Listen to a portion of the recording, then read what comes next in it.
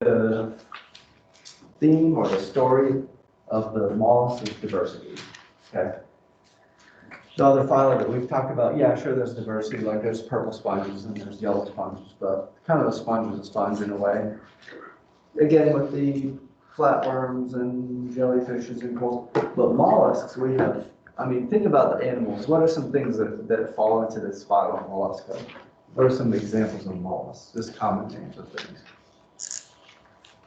What are some mollusks you might eat? Sit down in a nice Italian restaurant, what kind of mollusks might you eat? Yeah, mussels, yeah. What else? Snails. Snails, yeah. You're French. Or Greece. They eat them in Greece. I just could not get myself. I like to try to eat different things, like there was not enough beer in the world for me to get to eat snails. You know how many parasites are on snails? Snails though, yeah, sure, I'm not here to judge anybody's culture. Really, not really. What else? Clams, scallops, conch, squid, oysters, octopus even, right? Lots of good food in here. I'm getting hungry. It's almost lunchtime too. What else? We've got giant squid. We've got, there's so many different kinds of snails. One year boblets, we had a couple come from North Carolina and we surveyed snails. There's 40 different species of land snails here on the campus.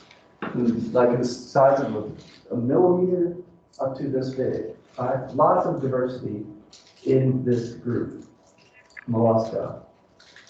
We talked, or I talked, we didn't really talk, in the first part of the chapter about the cephalopods, which include the squids, octopus, cuttlefish, some really derived and then unique groups there, and then the chitons. Today we're going to talk about these two classes here. We have the Annelida Phylum Mollusca, class Gastropoda. Okay. And I think of gastro meaning, what's gastro when you think of gastro? Gastropod, gastrointestinal.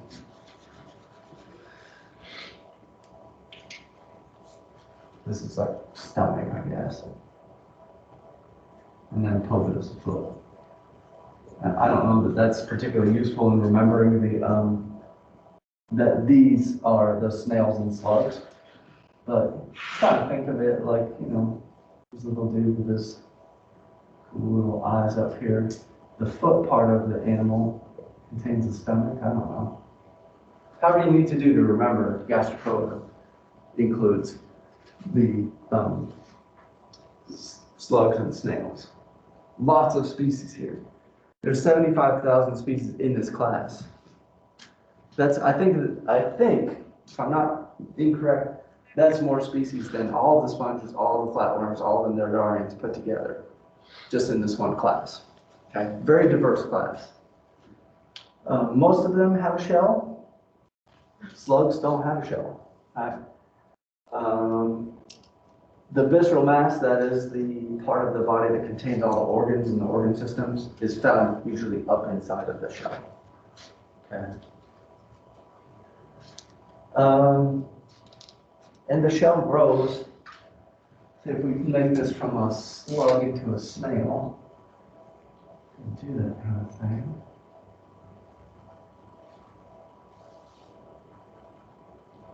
This is the oldest part of the shell.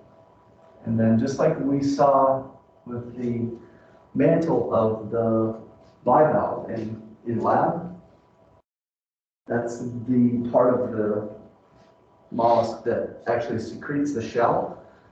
The mantle is up in here, and it's making the shell. The leading growing edge of the shell will be right here. And it's growing in, it'll add another vertical in that direction. Okay? So the apex, the top, is the oldest part of the shell up here. Okay, so they keep the same shell their whole life, and they just keep adding on in a swirl. The foot is flattened and muscular, and they move by peristaltic movement. Okay, peristaltic. What does peristalsis mean? Peristalsis. What happens in our body is probably happening right now. Peristalsis. Good word, very good word. You could use it in a lot of cases. Impress your friends. Prove to your parents all this money is worth it. Just throw it out there. Dinner time actually is a perfect time. Because when you swallow, what is your food? Even if you're standing on your head, right? That's how cake stands work. You guys know this stuff, right? You can be upside down and the beer will still go to your stomach. Why? Peristalsis. It's that rhythmic contraction of the muscles, right? Waves of muscles down this foot. You can kind of see it. Just keep adding to this wonderful piece of art. This little ripple of, and then they move in a wave like this, and they carry their foot along over the substrate. Those little flatworms didn't have the muscular ability to move, so they use the little cilia. It's slow, it's inefficient. This is a much quicker way to get around. This is kind of redundant. This is the most redundant point on this slide. The head is anterior, of course, Jacob, right? It's like saying the butt is posterior, so I put it on there anyways. And so their sensory organs are there. They have eyes at the base of the tentacles, or in the land snails, the eyes are up. This is really cool. Put one under a dissecting scope and scare it, and it pulls this little head in there. And when it starts to get brave, he puts his little head out, and you can see the eyes coming up on a little tentacle. And looking all around. These things are real aliens. They use that radula. I'm saying that radula, but you have to watch the video to understand what a radula is. This is this neat little rasping mouth part that do you ever, when you're driving, and I'm full of analogies today, driving in the car and you see they're resurfacing the road, right? You know that thing that goes in the front? I'm going to kind of draw it here. It has the wheels on shoulder. And it has this big thing like this. And there's usually a dump truck driving in front of it. This will all come together, I promise you. And it's putting in like the scraped up. It has a scraper back here, a conveyor belt, and it's like scraping off the old blacktop and it's spitting it into the truck and then they recycle it. This is kind of like the radula. Up here in the mouth, they have this little, it has a lot of different teeth on it. It's an organ that moves and it scrapes off algae, it can scrape bacteria, fungus, whatever the organism is eating. The way that they break it down mechanically is this thing called a radula. Okay. They can actually scrape through other snail shells and eat them. There are predatory snails. Yeah, there's the radula. You see the peristaltic muscular foot. Here's that shell growing here near the opening, and all of the organs are up inside of there. Right? The testes and ovaries, gill or lung, whatever they use to breathe, right up inside of this gastropod. Snails are really neat organisms. Okay, because there's 75,000 of them, we have to break it down a little bit further into kingdom, phylum, class, subclass. Prosopranchia.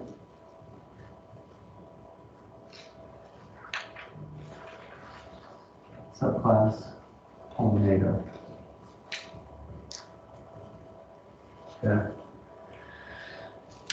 A lot of this classification is just making sense of this diversity. If I just told you that there's 75,000 different species of snails, that's not really useful. You need to have ways to divvy them up into piles. All right. Great compare-contrast question on the test next week. All right.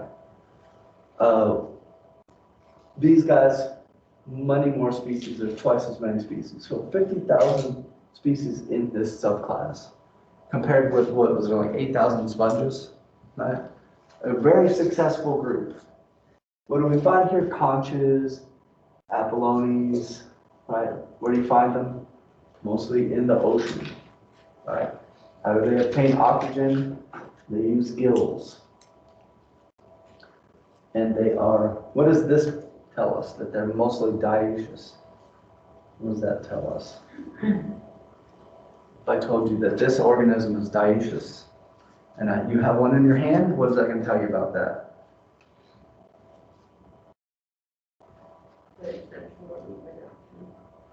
Say it again. Their sexual reproduction.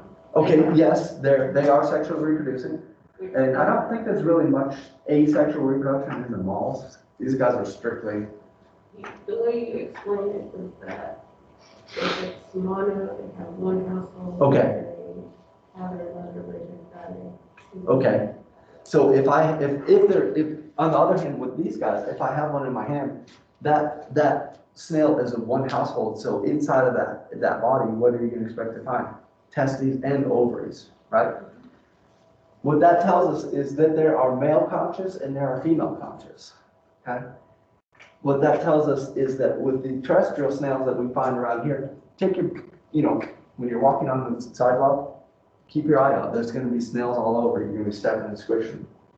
When you do, it's not a male or a female, it's both. They're hermaphrodites, okay? So those are the two main subclasses of gastropods.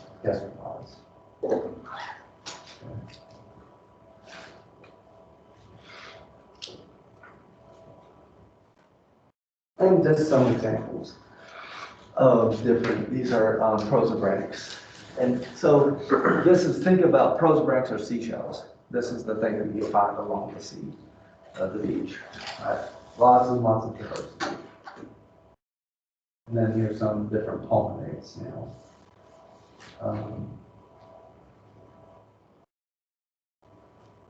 Okay, the next class of mollusks we'll talk about, and I'm just kind of drawing this out like this, so they're indented at the same level.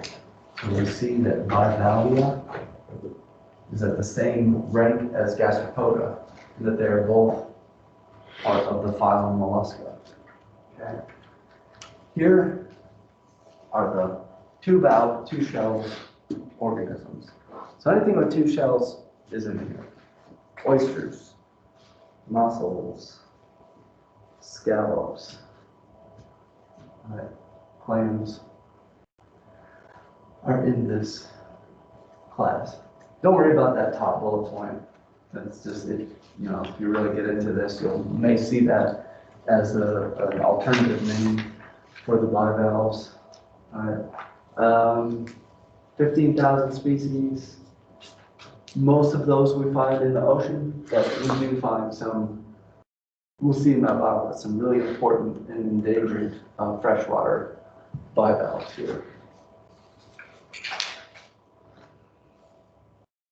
They move using that foot. If you will see or have seen in lab, that muscular foot that sticks out through the valves and sort of pushes the animal through the substrate. They can actually sort of contract the shell, open and close and fluttering and sort of swim. But for the most part, they're not very fast moving animals. Okay, and probably as a result, because they're relatively slow moving, their head and senses are reduced. Okay?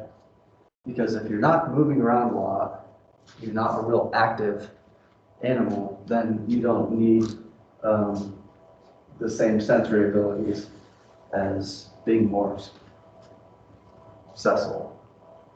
Okay? Not to say they don't have any ability to sense things in their environment, but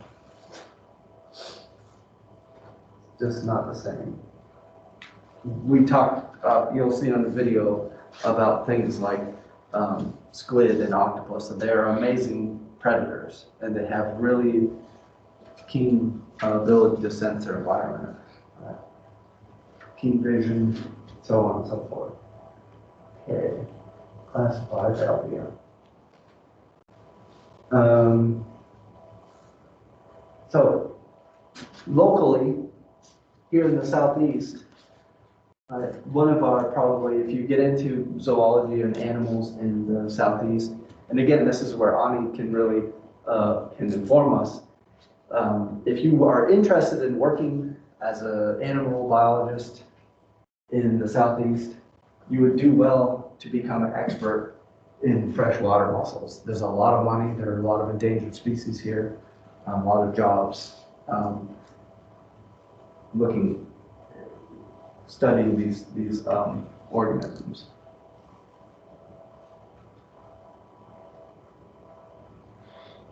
And yeah, we'll see this in the lab, that mantle folded layer of tissue spreads all over and secretes the shell. So I think the next slides are about how these things, here's just some different examples of these freshwater mussels. It's beautiful.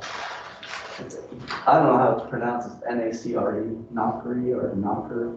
This is that type of, that's the same, that's what pearls are made out of, is that substance there. Don't worry, you can just more or less skip the slide. That's here, FYI. You'll know the umbo from lab, but these are just basically, if you're learning to identify mussels, these are the kind of taxonomic characters that we use to identify them as, the presence of teeth and where the ligaments are found. You get these adductor muscle scars attaching to the shells. I see there's the umbo on these different things. Some have this one's called a heel splitter, and it buried down in the substrate, and this very sharp spine sticks up out of the stream bed. There's a lot of overlap here with the lab. Right? In fact, all of these things are things that you will know from the lab. You'll be able to find it on a dissected mussel. So in lecture, I'm interested in you guys putting all together in a story of how the mussel obtains food. Okay, so this is a really good, you can expect some kind of an essay question about, I'll maybe give you a list of these things, and I say, okay, now tell me the narrative about how the organism uses those to and what kind of food does it eat, and how does it get that food, how does it obtain it. Okay, so I think there's a picture next. I don't think, I could sit here and let you guys write all this down, but this is available to you on Canvas. So I'm just going to jump to the slide here and kind of show you how these things work together to obtain food. Okay, so here's the bivalve. We've cut away one of the valves, or the shells, and we see the mantle on the left side, and there's the mantle on the right side. Again, these things are bilaterally symmetrical, and if you cut them this way, they have the same thing on the right and the left. And then we have the right gills, and then these would be the left gills. And in the middle, we have the visceral mass, including the foot. Okay, so it goes mantle, gill, mass, gills, mantle. Here are those siphons, incurrent and excurrent siphon. Okay, it's part of the mantle. It's not, here's the mantle, there's the siphon. The siphon is made by the mantle. Okay, and it is used to pump water in. The water flows over the gills. The gills have mucus, so the food in the water gets trapped on the gills, and then you see these the arrows indicating motion. How do you suppose that this motion is happening? What is the structure on the gill that makes the food move down and forward? What could be on the surface of those gills that would cause motion or movement like that? Is it cilia? Cilia. It's almost always the right answer. It's the same thing that gets us our mucus out of our lungs, right? Is cilia. They're sweeping the little food particles down, sweeping it forward. When it gets up here, the muscle has these little palps that sort of scoop it into their mouth. Goes up inside the mouth. The digestive gland there's a little lumen here. The digestive gland is secreting the enzymes into the stomach, and then the food is absorbed. It comes up here to the anus, right? Waste is voided. The water is coming back around through the external siphon, takes away the waste and the water. Okay. Just a really, I think, is a simple design. It works well. Obviously, there are thousands of species of mussels. They are of service to our ecosystems because they clean the water, right? They're basically like a giant, like the kidney of the water. They're filtering through, removing lots of different things. Anything that is inedible, that gets trapped on the gills, will just fall out the bottom between the two valves. Right. So that's the kind of thing. I noticed on the first test that, and this is not you guys, this is every student that ever took this class, is that the people who do well fill in the details. Honestly, when I flip the page, I can almost tell you what your grade's going to be based on how much you write. There's no word limit. I'm not asking you like in 300 words, but like in an essay like this, make sure that you give me a lot of information. That's how I give you points, is that information. All right. Another good, this comes right out of the book. This is all outlined in the book. So, these are the kind of things I think you'll get the details from. Okay, so and then here's all those internal type of structures that are used in that story.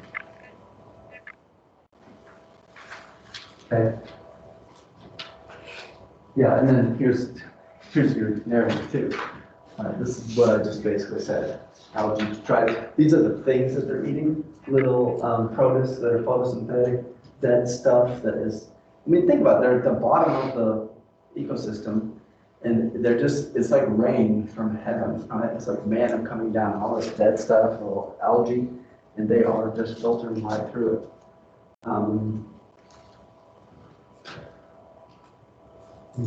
Put this little video on. I think this is pretty neat.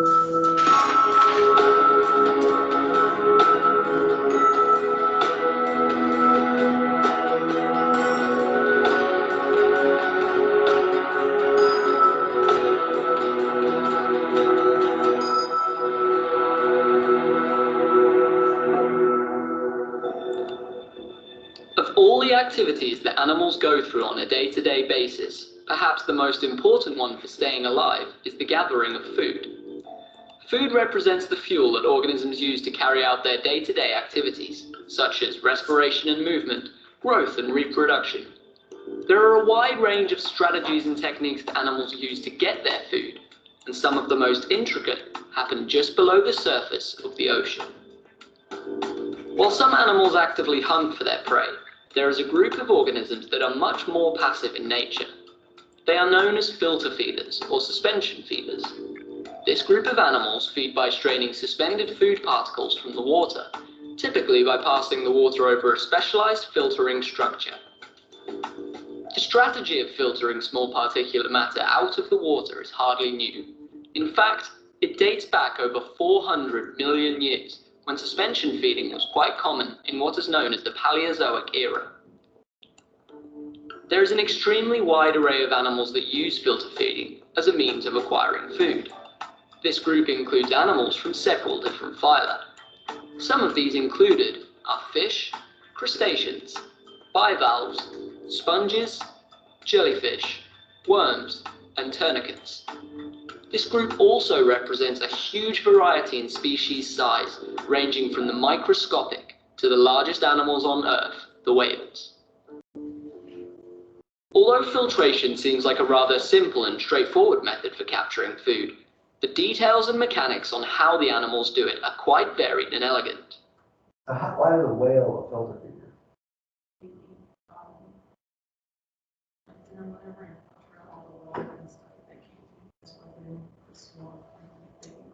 Yeah, they eat those little plankton krill.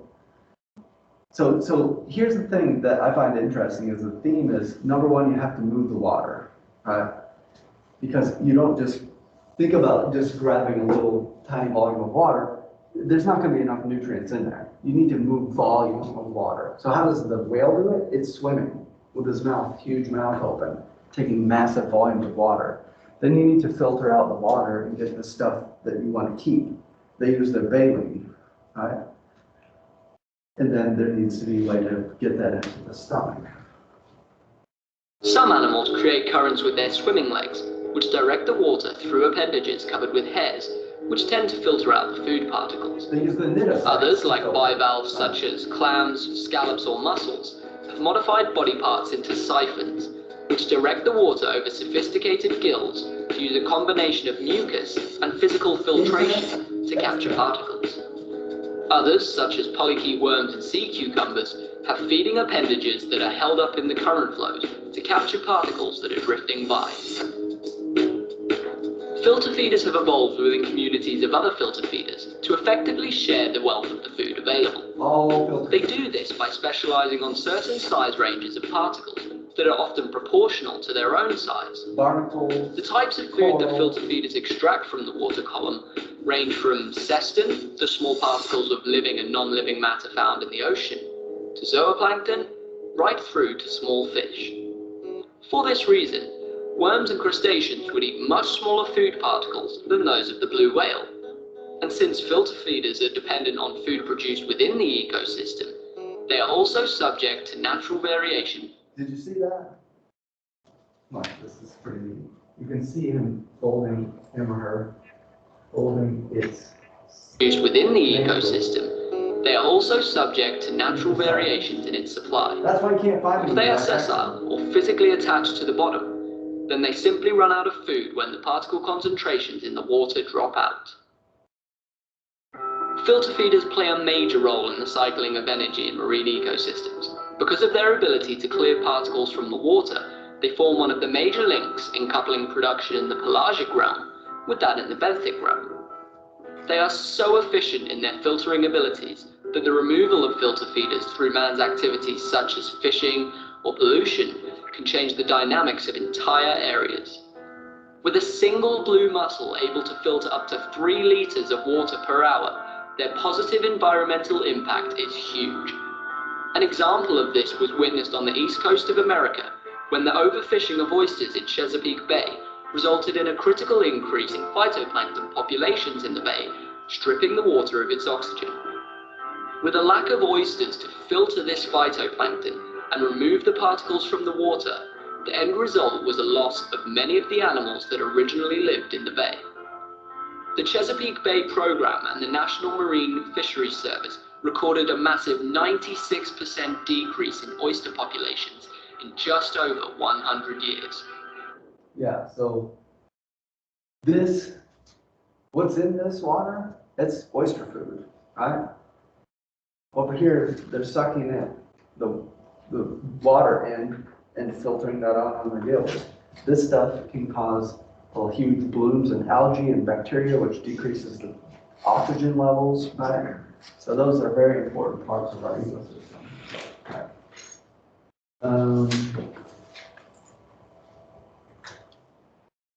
Reproduction.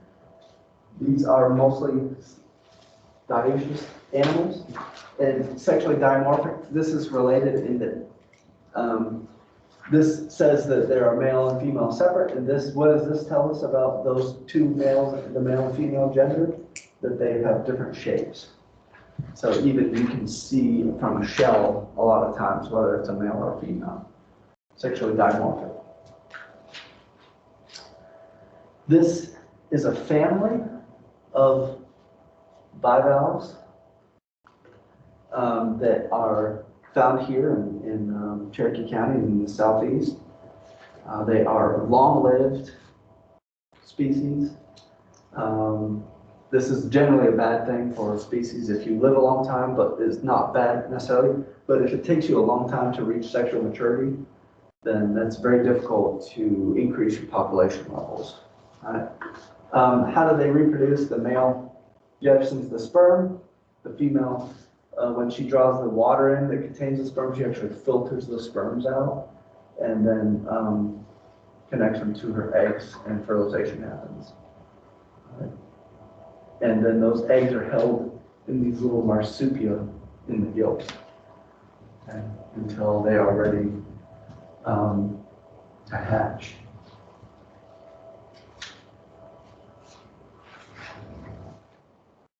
So here's a different, these are 1 and 2 species, and this is the different genders, right? So you can actually tell the male and the female is. Now, when those eggs are fertilized, they grow for a while. The embryos are held on the gill for 3 to 9 months. And then they hatch into this stage. So it goes, what it would be like eggs, embryo, glochidia. This is a larval stage of the mussel that is a parasite. Okay? They're parasitic on fish. Well, one is parasitic on a type of salamander, but basically they're fish parasites. They are little baby vampires. They clamp onto their gills and obtain some blood from their gills, which is kind of startling. I'll come back to this slide, but I think, yeah, look at there's a little glochidia. Right, and look at them, they have like little teeth, and they clamp onto the fish's gills, and they obtain nutrients from the blood of the gill. To me, this brings up an interesting question, is how the heck did that glochidia get into the fish's mouth and onto their gills, right? So that mama mussel, just like every mother anywhere, she really wants the best for her little baby glochidia. How does she get them onto the fish's gill? These are those adaptations that the mussels have that allow them to increase the glochidial infestation of the fish. Okay? So these are things that the mussel has. And to think about it, if you have these things, and I'm going to show you them, you're better able to get your little baby onto the fish's gill. Your little baby's going to do better at surviving, right? It's a classic adaptation. And so here's the list: conglutinate, superconglutinate, and a lure. Okay? This is a small little bag. It's filled with glochidia. This one has little bags that are on long strands of mucus. And here the lure is just the mantle extended out and waving in the current. Okay? This will make a lot more sense when I show you the pictures of these things. Okay? But the image here, the image of allures and conglutinates and all this, here's a conglutinate. Here's mom. Here's her 2 valves. Here's this little conglutinate. What's this? I know it's a fish, but why is it in the picture? Why is it part of the story? Well, there's actually 2 of them. What are they doing? Why do they come to the table? You're going to eat this thing, but when they eat it, what are they also going to get? What do you think, Caleb? No, Yeah, those little glochidia.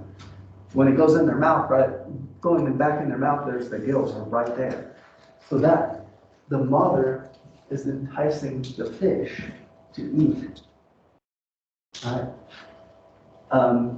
Here's the mom. Here's the external siphon. There's a mucus strand. And then guess what? There are thousands and thousands of Glochidia in this little packet. The thing looks, if you went to a bass fishing store right now, you can probably buy something, a little rubber thing that looks just like this. And people spend thousands of dollars driving around in boats, dropping those in there, trying to catch fish. The mama mussel has got to be there every time. She's already made it. She's deployed it a long time ago. Here's another super congruent. These things are way, I've seen them. They're waving around it looks just like a little fish swimming around. Right? And when another fish comes to eat it, it gets a surprise. Gets a mouthful of Glochidia. How about this one? There's the shell. This is the mantle. That mantle that we saw in the inside of the shell. It's extended out. And, I mean, look at this. There's the eye. There's a little gill. There's a dorsal fin. There's the caudal fin. This is pretty cool, right? So imagine a bass sees that. What's it going to do? It's going to eat it. And right behind there is a pouch full of Glochidia. It explodes right into their mouth. Right? So if you like touched one of those super, Yeah, super conglutinates. would it like make you sick because they're No. parasitic or no? No, they're only parasites on fish's gills, and they don't. You'd have to, even probably honestly, if you just eat it, I mean, that might be good. I don't know. Probably not though. But it would just, go into your stomach. This one, let's see. I like this one. This is a little bit different than the other system. But this is yet another way for the mother to, oh my God, just want to play the damn thing.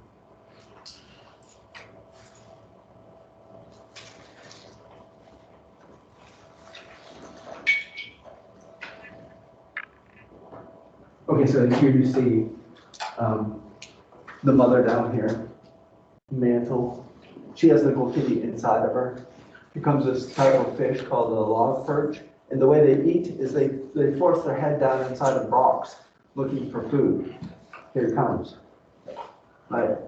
She then clamps down on his rostrum and is now pumping. You can kind of see pumping those Glochidia into the mouth of the so they kind of lure them into looking like a little crevice to put your head into. And then she holds the fin in there? Yes. And here's to me, the amazing thing is that if this was another type of fish, it would crush their head and kill them. But because, and this is the only kind of fish, by the way, that this type of snuff box hosts, so sometimes it's a really specific relationship. The log perch just so happens to have a certain bony ridge right at exactly that spot that the snuff box crushes down on. So in that way, the mother is very selective. She'll only put her, well, number one, log perchers are the one that use that behavior of looking for food. Right? Really, I mean, just, I don't know. You guys will get tired of hearing me say that, but to me, this is just amazing. All these different species of unionids, some of them living around here. 75% of them are declining. Most of them are federally protected. Why? Right, you think about anything that affects their food source, anything that affects their host species, right, is going to cause them to decline. Siltation is the big one, damming, all the stuff that we're doing to our streams and watersheds around here are responsible for this group declining. When they dammed the Tennessee River in Alabama, dozens of species of these things went extinct. So this is just a finely tuned system. Right? Anything that you do that breaks this cycle will result in the decline of this of these species. There's at least 3 species at Dr. Plants. We'll see some at the bioblades. That's a little bit, well, a lot of it about gastropods and about bivalves. That is basically the end of the new material for the second test.